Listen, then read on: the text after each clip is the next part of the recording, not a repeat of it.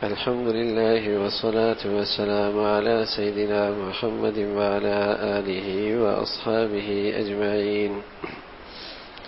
الحمد لله والصلاة والسلام على سيدنا محمد وعلى آله وأصحابه أجمعين. أما بعد فأعوذ بالله من الشيطان الرجيم. بسم الله الرحمن الرحيم. يا أيها الذين آمنوا آمنوا صدق الله العظيم. اللهم صل على سيدنا محمد النبي الأمي وعلى آله وأصحابه وسلم. اللهم صل على سيدنا محمد النبي الأمي وعلى آله وأصحابه وسلم. میرے معزز مسلمان بزرگوں، عزیز بھائیوں، ایک دین ہے، ایک ایمان ہے، ایک دین ہے، ایک یقین ہے. دین اس پیغام کا نام ہے جو حضرات انبیاء علیہ الصلاۃ والسلام انسانیت کے پاس لے کے آتے ہیں، اور سب سے آخر میں محمد الرسول اللہ صلی اللہ علیہ وسلم کے ذریعے اللہ نے اس دین کو مکمل فرمایا ہے. اليوم اکملت لکم دینکم واتممت علیکم نعمتی. دین اس نظام کا نام ہے، وہ زندگی کا دستور ہے جس کی تکمیل اللہ کے حبیب کے واسطے سے ہوئی ہے. اب اس دین میں نہ کمی کی گنجائش ہے، نہ اضافے کی گنجائش ہے. اب نہ اس میں کمی برداشت ہے، نہ اس میں اضافہ کی گنجائش ہے. وہ دین مکمل ہے. ایک دوسری چیز ہے ایمان، دین کی حقیقتوں پر یقین. دین تو ایک مکمل نظام ہے، لیکن اس نظام پر اعتماد، یقین، ایمان، یہ ایک الگ چیز ہے.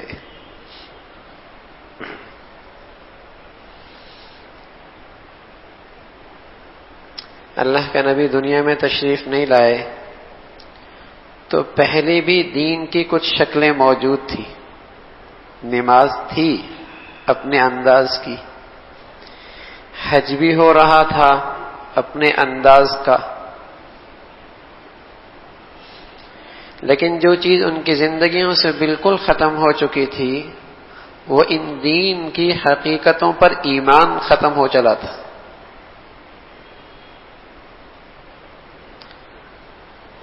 ایمان کوئی نہیں تھا. انہیں اس بات پر یقین تھا کہ گھر میں آگ لگ جائے گھر جل جائے گا. اپنے مشاہدوں پر، اپنے تجربوں پر انہیں ایمان تھا. اپنے مشاہدوں، اپنے تجربوں پر انہیں ایمان، یقین تھا. انہیں اس بات پر اعتماد تھا کہ اگر آگ لگ جائے گی گھر میں تو نقصان ہو جائے گا.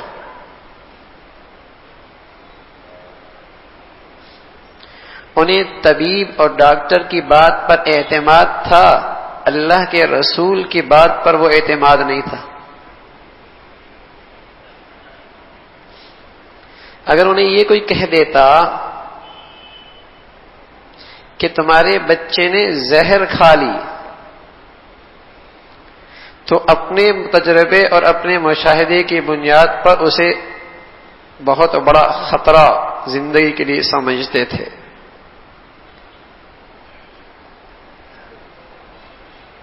کہ بچے نے زہر کھا لیا.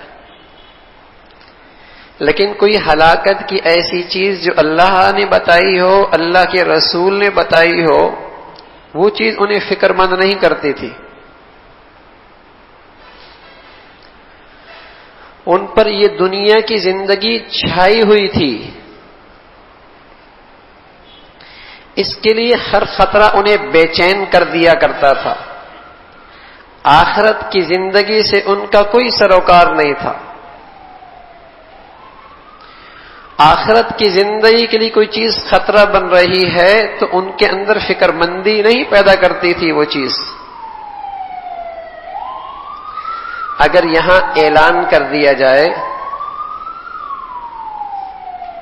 کہ باہر سے کوئی حملہ آور ہو رہا ہے اور گولیوں کی آواز ہو تو یہاں کا سکون انتشار سے بدل جائے گا. اس لیے کہ یہ زندگی پر چھائی ہوئی ہے، اس کا خطرہ آدمی کو بے چین کر دے گا، بے چین کر دے گا. لیکن کوئی ایسی چیز کی اگر خبر دے دی جائے کہ جس سے تمہاری کھربوں سال کی زندگی ہلاکت میں جا رہی ہے تو طبیعت کے اندر کوئی بے چینی اور فکر یہ بات پیدا نہیں کرتی. کچھ یہی صورتحال میرے عزیزوں ہمارے ساتھ بھی ہے کہ اس زندگی کا ہر خطرہ ہمیں خطرہ لگتا ہے. عزت کا خطرہ، مال کا خطرہ، جان کا خطرہ، اسٹیٹس کا خطرہ، یہ ہمیں بے چین کرتا ہے.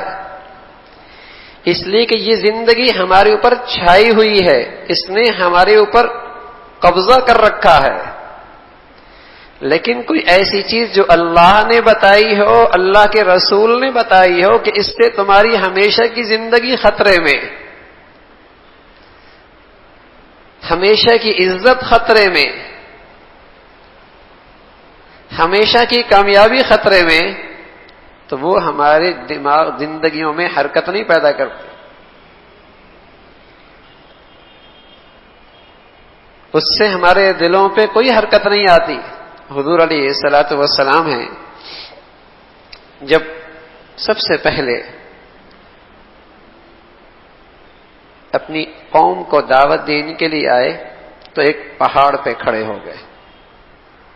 اور عربوں میں رواج یہ تھا کہ جب کسی اہم چیز کی طرف سے خبردار کرنا ہوتا تو ہاتھ میں کپڑا لیتے اور یہ اعلان کرتے اَلَا النَّذِيرُ الْعُرْيَانُ. تو یہ اس بات کی علامت ہو کہ دشمن بہت قریب آ چکا ہے، تم جس حال میں ہو فوراً نکل آؤ دشمن سے مقابلہ کرنے کے لیے. اللہ کے نبی صلی اللہ علیہ وسلم نے ہاتھ میں کپڑا لیا اور صفا کی پہاڑی پہ کھڑے ہوئے اور یہ اعلان کر دیا. پورا مکہ اس پہاڑی کے دامن میں اکٹھا ہوا، اس لیے کہ وہ آپ کی صداقت پہ ایمان اور یقین رکھتا تھا. انہیں اس کا تجربہ ہو چکا تھا کہ یہ سچا آدمی ہے. جب سارا مکہ اکٹھا ہوا تو اللہ کے نبی صلی اللہ علیہ وسلم نے بتلایا کہ اگر تمہیں میں یہ کہہ دوں کہ تمہارے اس پہاڑ کے پیچھے تمہارا ایک دشمن چھپا ہے جو تم پہ حملہ آور ہونے والا ہے اور بڑا توانا اور طاقتور لشکر ہے، تو تم میری اس بات پہ اعتماد کرو گے؟ تو چونکہ ان پر یہ زندگی چھائی ہوئی تھی اور آپ کا بھی تجربہ کر چکے تھے تو فوراً کہنے لگے اگر آپ خبر دیں گے، اس لیے کہ آپ کو حق ہے کہ آپ پہاڑ کے ایسے جگہ پہ کھڑے ہیں کہ پہاڑ کے دونوں دامن آپ کے سامنے ہیں، آپ خبر دیں گے ہم آپ پر اعتماد کر لیں گے. تو اللہ کے نبی صلی اللہ علیہ وسلم نے فرمایا وہ لشکر اللہ کے عذاب کا لشکر ہے اور وہ آنے والا ہے. جس طرح سے زندگی تم نے اپنا رکھی ہے وہ عذاب کا لشکر کسی وقت بھی آ سکتا ہے. تو ان کی فکر مندی، ان کی بے چینی بے حسی میں بدل گئی اور یوں کہنے لگے وقت ضائع کیا تم نے ہمارا، اس بات کے لیے تم نے ہمیں بلایا تھا، اس کام کے لیے تم نے ہمیں بلایا تھا.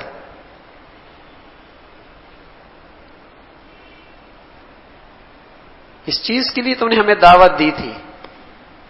تو میرے عزیزو وہاں بھی دین کی شکلیں کچھ موجود تھیں، لیکن اگر نہیں تھا تو ایمان نہیں تھا. اور یہی حال کچھ ہمارے ساتھ بھی ہے کہ دین کی شکلیں موجود ہیں کچھ، لیکن ایمان تازہ نہیں رہا، ایمان تازہ نہیں رہا، ایمان کی حرارت نہیں رہی، ایمان میں تازگی نہیں رہی۔ آج جس خطرے سے ہماری دنیا کی کوئی چیز خطرے میں ہے وہ ہمیں بے چین کر دیتی ہے، راتوں کی نیندیں اڑ جاتی ہیں، ڈپریس ہو جاتا ہے، رات جاگتے گزر جاتی ہے۔ اور اگر اسے اللہ اور اللہ کے رسول نے بتایا ہو کہ اس سے تمہاری آخرت کی فلاح، دنیا کی فلاح دونوں خطرے میں ہیں اگر اللہ کو ناراض کر دیا، تو اتنی بے حسی ہے کہ اس کہنے والے کو بھی کہتا ہے وقت ضائع کر رہا ہے۔ کون سی باتیں کر رہے ہو، کون سی باتیں کر رہے ہیں؟ تو میرے عزیزو، آج اسی ایمان تازہ کرنے کی ضرورت ہے، تازہ ایمان کی ضرورت ہے۔ اس لیے اللہ کریم کہہ رہے یا ایھا الذین آمنوا آمنو، ایمان والو ایمان لے آؤ۔ یہ کافروں سے نہیں کہا، ہندو اور عیسائیوں اور یہودیوں سے نہیں کہا، ایمان والوں سے خطاب کیا، ایمان والو ایمان لے آؤ۔ اسے بھی تازہ کرنے کی ضرورت ہے، اسے بھی تازہ کرنے کی ضرورت ہے۔ اور جب یہ ایمان تازہ ہوتا ہے، جب یہ ایمان تازہ ہوتا ہے، سبحان اللہ، پھر اس دنیا کے اندر اس آخرت کی زندگی کا احساس ایسا زندہ ہوتا ہے کہ دنیا میں جیتے جی بھی جنت کی خوشبو آنے لگتی۔ حضور علیہ الصلوۃ والسلام نے ایک صحابی رسول سے کہا جاؤ، احد کا میدان تھا، فلاں صحابی کو دیکھ کے آؤ کیا حال ہے اس کا، کہیں زخمی کہیں شہداء، کہیں زخمی کہیں شہداء۔ ڈھونڈتے ڈھونڈتے اس صحابی کے پاس پہنچے جس کا جسم زخموں سے چور تھا، کہیں تیر کے کہیں تلوار کے زخم تھے۔ تو اللہ کے نبی صلی اللہ علیہ وسلم کا سلام پہنچایا اور وہ صحابی رسول کہنے لگے اللہ کے رسول سے کہہ لینا، میرا سلام بھی کہہ دینا اور انہیں کہہ دینا کہ مجھے جنت کی خوشبو آ رہی، مجھے جنت کی خوشبو آ رہی۔ تو جب یہ ایمان تازہ ہوتا ہے میرے عزیزو، جب یہ ایمان تازہ ہوتا ہے تو پوری اس زندگی پر حقیقت میں آخرت کی زندگی چھا جاتی ہے۔ پھر جنت اور جہنم کے تذکرے کہانیاں نہیں ہوتے، قصوں کے انداز میں اس کی زندگی میں نہیں ہوتے، بلکہ وہ اپنی پوری حقیقت کے ساتھ ہوتے جو اس کی پوری زندگی پہ اثر انداز ہوتے، جو اس کی پوری زندگی کو اثر انداز ہوتے۔ وہ ایمان کی تازگی ہے۔ جب تک ان دین کی حقیقتوں پر ایمان تازہ نہیں ہوتا تب تک میرے عزیزو مسلمانوں کی زندگی میں حقیقت میں نہ کشش آتی ہے نہ قوت اور طاقت آتی۔ آج ذلت اور پستی کی وجہ نہ وسائل کی کمی، نہ فنون کی کمی، نہ معاشی مسئلے، سچ یہ ہے کہ آج وہ ایمان کی طاقت نہ رہی جسے مسلمان نے ماضی کے اندر عروج اور عزت بخشی تھی۔ یہی وہ خوشبو تھی، یہی وہ طاقت تھی کہ جہاں گئے انہوں نے دل کی دنیا پر ایسا قبضہ کیا، سبحان اللہ۔ حمص کا علاقہ تھا مسلمانوں کے پاس، مسلمان فاتح ہو کے وہاں گئے، وہاں یہودی بھی تھے، نصرانی بھی تھے، عیسائی بھی تھے، تو جزیہ مقرر کیا سالانہ کہ ہم تمہارے جان و مال کی حفاظت کریں گے۔ وقت کے خلیفہ نے کہا کہ اب تم یہاں سے چلو، کہیں اور پڑاؤ ڈالو، کہیں اور پڑاؤ ڈالو۔ سبحان اللہ۔ جب مسلمان وہاں سے نکلنے لگے تو ان کے جزیہ کا ایک ایک پائی کا حساب واپس کیا، اور جب شہر سے نکلنے لگے تو یہودیوں اور عیسائیوں کی آنکھوں میں آنسو تھے، کہہ رہے تھے تم پھر کب واپس آؤ گے، جلدی واپس آنا، ہماری نگاہیں تمہاری انتظار میں رہیں گی، ہماری نگاہیں تمہارے انتظار میں رہیں گی۔ میرے عزیزو، ایمان تازہ ہو اور پھر وہ ارد گرد کے ماحول کو متاثر نہ کرے اور اس کی خوشبو نہ پھیلے، ایسے نہیں ہو سکتا۔ خالد بن ولید رضی اللہ تعالیٰ عنہ رومیوں کے مقابلے میں کھڑے اور ایمان کی وہ تازگی تھی کہ رومی بہادر سامنے میدان میں آیا۔ اس نے خالد بن ولید کی 2-3 جملے سنے، پھر کچھ سوال کرنے لگا، آخر کہنے لگا اگر میں کلمہ پڑھ لوں، کہا میرا بھائی ہو تم میرے بھائی ہو۔ آپ اسے اپنے خیمے میں لے کے آئے، اسے غسل دلایا اور اسے کلمہ پڑھایا، پھر مسلمانوں کی صف میں کھڑا ہوا۔ ارے میرے عزیزو، مسلمان کا ایمان کبھی اتنا تازہ ہوا کرتا تھا، دشمنوں کی صفوں سے بھی دشمن کو نکال کر اپنا بنا لیا کرتا تھا، دشمنوں کی صفوں سے بھی دشمن کو نکال کر اپنا بنا لیا کرتا۔ وہ ایمان کی تازگی ہے۔ ہماری کمزوری فنون اور علوم کی کمی کوئی نہیں، معاشی مسائل کا مسئلہ نہیں، وہ ایمان کی حقیقتوں پر ایمان تازہ نہیں رہا جس کے بدولت مسلمانوں میں وہ قوت اور طاقت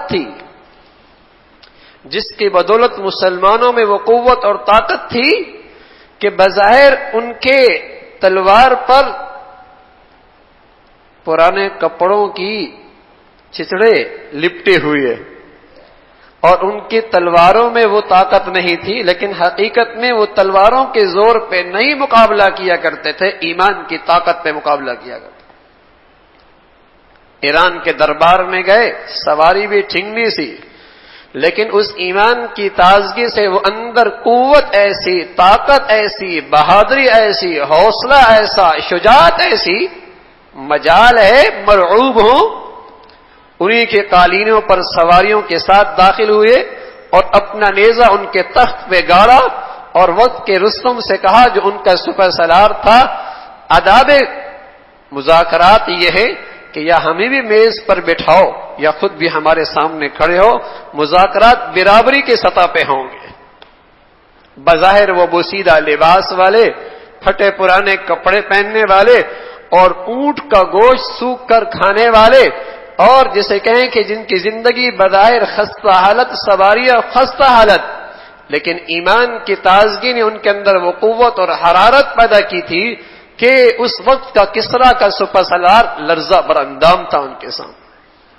لیکن بظاہر زر برق لباس ہے اور پوشاک شاندار ہے اور اپنا لباس کافروں کے لباس کی ہر نقل میں برابری ہے اور ہر طرز میں ان کے ہم مساوی اور برابری ہے، لیکن مرعوب، بزدل، قوت کوئی نہیں، طاقت کوئی نہیں۔ میرے عزیزو، یہ طاقت اور قوت لباس اور پوشاک سے نہیں، اور جسے کہیں کہ دنیا کی چمک دمک سے نہیں، مسلمانوں میں یہ قوت اور طاقت وہ ایمان کی تازگی اور حرارت سے آیا کرتی ہے۔ یہ ان کا سب سے بڑا سرمایہ تھا مسلمانوں کا۔ تو آج مسلمانوں کی اگر سب سے بڑی کوئی ضرورت ہے، سب سے بڑی ضرورت ہے، تو وہ یہی ہے کہ ایمان کو پھر سے تازہ کیا جائے۔ تازہ ایمان کی ضرورت ہے۔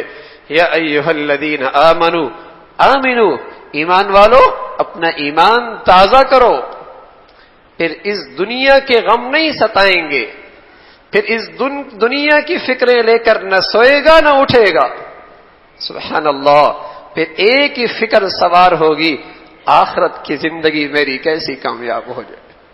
آج پورے طور پہ زندگی پر یہ دنیا چھائی ہوئی ہے، حالانکہ اللہ کے نبی صلی اللہ علیہ وسلم نے جس دنیا کے بارے میں یوں فرمایا، اللہم لا تجعل الدنیا اکبر ہمنا ولا مبلغ علمنا، اے اللہ دنیا کو میرا غم نہ بننے دینا اور ساری میری صلاحیتوں اور معلومات کا محور اور مرکز دنیا نہ بننے دینا۔ اللہم لا عیش الا عیش الآخرہ، اے اللہ زندگی تو آخرت کی زندگی ہے، اور دنیا کی زندگی کی حقیقت فرمایا عشیۃ او ضحاہا، یا شام یا صبح، ایک دوپہر یا ایک شام، یہ کیا دنیا ہے، یہ کیا زندگی ہے۔ اور آخرت کی زندگی پر ایسا یقین ہو جائے کہ وہ ہر وقت آنکھوں کے سامنے نظر، ہر وقت وہ آنکھوں کے ساتھ حضرت ابو ہریرہ رضی اللہ تعالیٰ عنہ دنیا سے جانے لگے، اہلیہ ساتھ بیٹھی ہوئی، تو کہنے لگی واہ کربا، ہائے تکلیف، ہائے تکلیف. تھوڑا طبیعت سنبھلی حضرت ابو ہریرہ رضی اللہ تعالیٰ عنہ کی، فرمانے لگی واہ کربا نہیں، واہ تربا، واہ واہ کیا مزے ہوں گے، کیا مزے آئیں گے. غدن نلقل محمدًا و اصحابہ، کل اپنے نبی سے ملاقات ہوگی، اپنے ساتھیوں سے ملاقات ہوگی. یہ ایمان کی تازگی ہے کہ بظاہر وہ یہاں جی رہا ہے لیکن وہ نظر آ رہا ہے، وہاں کی راحت و آرام، وہاں کی نعمتیں، وہاں کی آسائش نظر آ رہی. تو میرے عزیزو، جب ایمان میں تازگی ہوتی ہے تو پھر اس دنیا سے زیادہ اس حقیقی زندگی کا اس کی زندگی پہ اثر نظر آتا ہے، پھر یہ دنیا کے فکروں میں نہیں گھلتا. اللہ کے نبی صلی اللہ علیہ وسلم فرمایا کرتے تھے من جعل همه هم الآخرة كفاه الله هم دنياه. من جعل همه هم الآخرة كفاه الله هم دنياه. جو آدمی آخرت کو اپنا غم بنا لے گا، اللہ اسے دنیا کے ساری فکروں اور غموں سے نجات نصیب فرمائے. یہ دونوں غم اکٹھے نہیں ہوتے بھائی، یہ دونوں غم اکٹھے نہیں ہوا کرتے. جسے دنیا کا غم لگتا ہے وہ آخرت کے غم سے محروم رہتا ہے، اور جسے آخرت کی اللہ فکر نصیب فرما دے، اللہ اسے دنیا کے فکروں اور غموں سے نجات نصیب فرما دے. یہ دونوں چیزیں اکٹھے نہیں ہوا کرتی. من جعل همه هم الآخرة كفاه الله هم دنياه. تو میرے عزیزو، وقت کی سب سے بڑی ضرورت میرے لیے اور میرے بچوں کے لیے، ہمارے لیے اور ہمارے گھروں کے لیے، ہمارے بڑے اور بوڑھوں کے لیے، نوجوانوں اور بچیوں کے لیے سب سے بڑی ضرورت ہے پھر انہیں ایسا ماحول مہیا کیا جائے، انہیں ایسا ماحول مہیا کیا جائے جہاں ان کی ایمان کو غذا ملے، جہاں ان کی ایمان کو غذا ملے اور ان کی ایمانوں میں تازگی آئے. یہ سب سے بڑی ضرورت آج ہمارے سوسائٹیوں اور ہمارے گھروں کے لیے ہے. یا ایھا الذین آمنوا آمنو، ایمان والو اپنے ایمان کا خیال رکھو، اپنے ایمان کو تازہ کرو. اللہ ہم سب کو تازہ ایمان کی دولت نصیب فرما دے. وآخر دعوانا الحمدللہ رب العالمین.